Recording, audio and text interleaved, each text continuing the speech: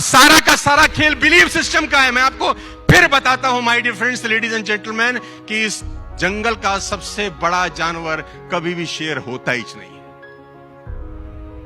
सबसे बड़ा जानवर कौन होता है? लंबाई में जिराफ, राइट? बड़े में शायद हाथी। सबसे फुर्तीला कौन होता है? चीता।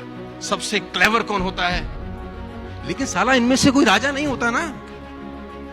तो ये क्वालिटीज चाहिए ही नहीं ना रूल करने के लिए। राजा कौन होता है?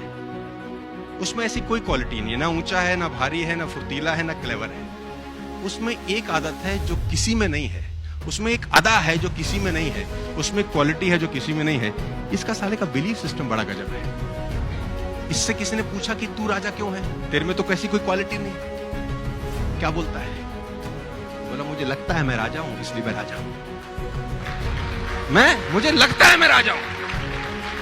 अब इस बिलीफ सिस्टम से होता क्या है?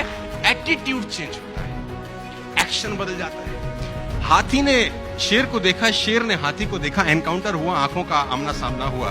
अब हाथी ताकतवर है कि शेर? कॉमन सेंस देखो, हाथी ताकतवर है। अगर वो पैर डाल दे तो मुझे लगता नहीं शेर कभी खड़ा हो सकता है। वो सूंड में लपेट के फेंक दे तो शेर हमसे 100 फुट दूर जाए।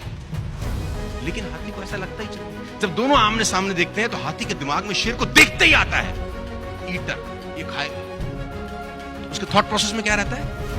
अब शेर ने जैसे हाथी को देखा, उसके थॉट में भी आता है लंच, मैं इसको खा सकता हूं। तो जो जैसा सोचता है वैसा ही एक्ट करता है। हाथी डिफेंसिव मोड में जाता है और शेर अटैकिंग।